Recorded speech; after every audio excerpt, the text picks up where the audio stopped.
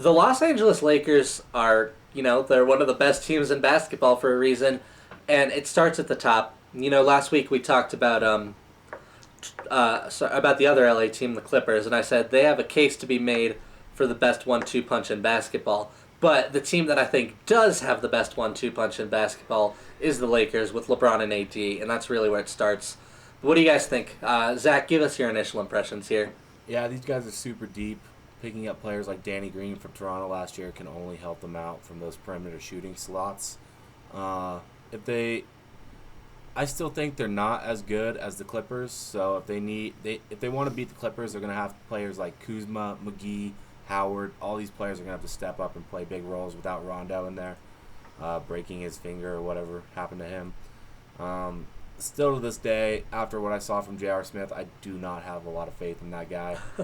Not at all. Um, yeah, their depth it speaks for itself. Honestly, they are a deep team as well. I don't know if they have the defensive players compared to the Clippers, kind of like that. Uh, what's his name? God damn it. On the Clippers, Kawhi? Yeah, no, the defensive guy, Pat Beverly. Oh yeah. They don't have a Pat Beverly type player, so that's really gonna hurt them in the long run here in the playoffs. Yeah. Honestly, I have to totally disagree with you. I think this team really? lacks depth, like tremendously. Like they do have the best one-two punch in basketball, and anytime you pair LeBron James with Anthony Davis, you are an automatic contender. But outside of that, Kuzma had an okay season. Danny Green had an okay, actually like a below-average season. They lost two of their biggest like depth pieces with Avery Bradley and Rajon Rondo. Right. They are picking up J.R. Smith, but he hasn't played a game of basketball in almost 2 years. This team is very thin outside of that, dude. Like, they have only 3 players averaging above 10 points, and one of them is Kyle Kuzma, just averaging barely over 10 points with 12.5. Outside of that, there are a bunch of guys that are just, like, barely scraping along, trying to pick up some points.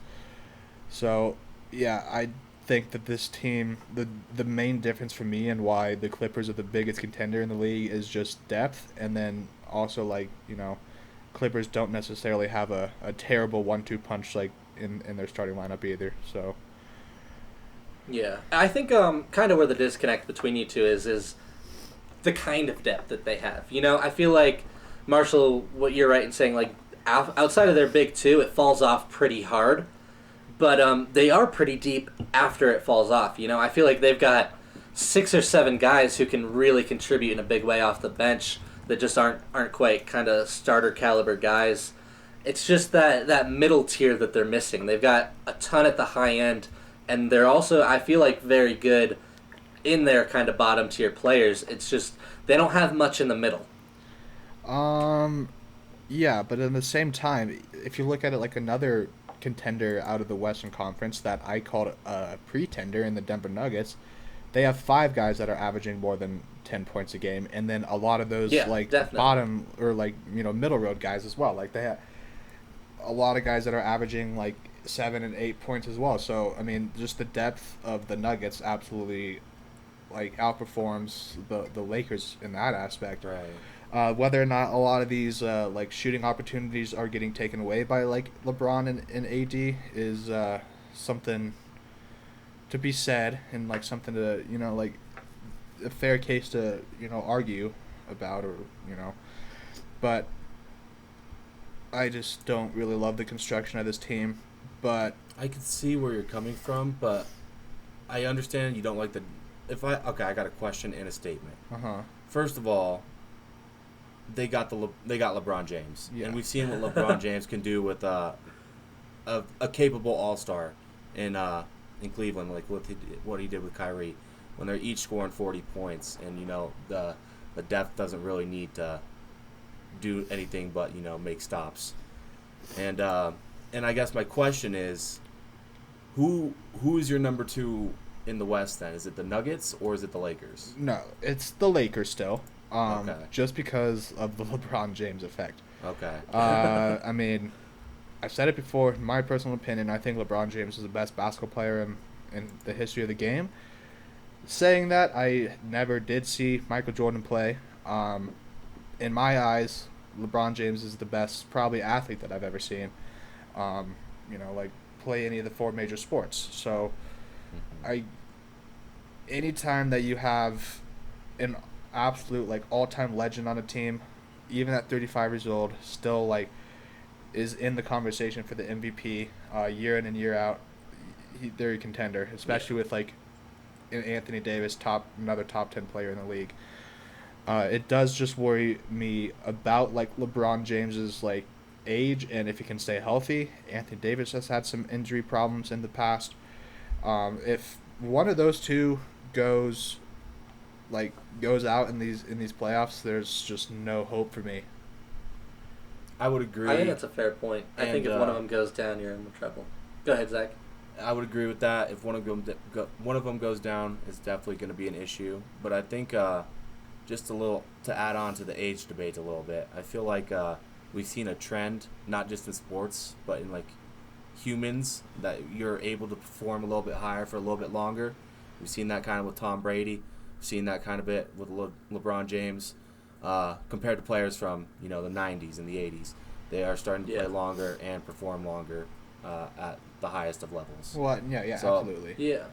Not that I will say LeBron last year looked like he had regressed a little bit, but part of that might have just been not playing on a great team. Yes, he was injured for a decent amount. We'll have to see, injury. So he looked like maybe he had regressed a little bit, but this year he really shut up the doubters, and he looks like LeBron of old. So it'll be interesting to see if there is anything to that. Like maybe what do we see the best of LeBron, or do we see maybe a little bit less? But even that is still one of the 3 or 4 best players in basketball today.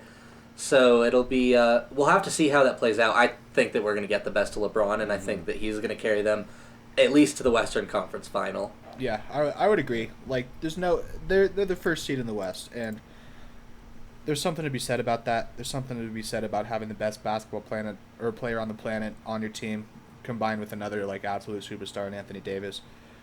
But like I said, man, if one of those two goes down, it could be a disaster quickly. Mm-hmm. Yeah, that's where we could see maybe a Denver Nuggets sneak in if something like that does happen, which will be interesting to watch. Absolutely. Contender or pretender, guys? I'm going contender. I don't think that there's much to debate about here. Yeah. Whether or not you think they're the best team in basketball or even the best team in the West, they're definitely contending. They're a team that they're going to make some noise. They're going to, as long as everyone stays healthy, they're going to make a fairly deep run. It would be pretty shocking if they didn't, so they're a contender for me. Yeah, I'm definitely going contender. LeBron James, like I said, anytime you have him on your team, they're an automatic contender. And another thing, I think LeBron is getting hungrier and hungrier chasing these title runs because, 35, he probably still has, quite a bit left in the tank, but his quality chances are getting numbered here. So I think we're just going to see a hungrier LeBron James like we've seen in past, playoff runs. What do you think, Zach? I'm definitely going contender as well. I guess I didn't really touch on this when I was talking about the roster, but I have read a few headlines. Maybe the NBA is going to look at letting Avery Bradley into the bubble. So we'll see how that plays out. But even without him, I'd still have to say contender. Boo, dude. Boo, Avery. Yeah, I agree. Sorry. Sorry, but that's just a little bit annoying. I agree. Yeah. Which... I mean, that would be I don't know if they will do it. That would be a pretty significant pickup, to be honest. It would be. He's especially on the defensive side of the ball, he's a valuable part of that depth. So we'll have to see how that plays out. With Rondo going down, though, it's just very interesting. We'll have to see what's going on here.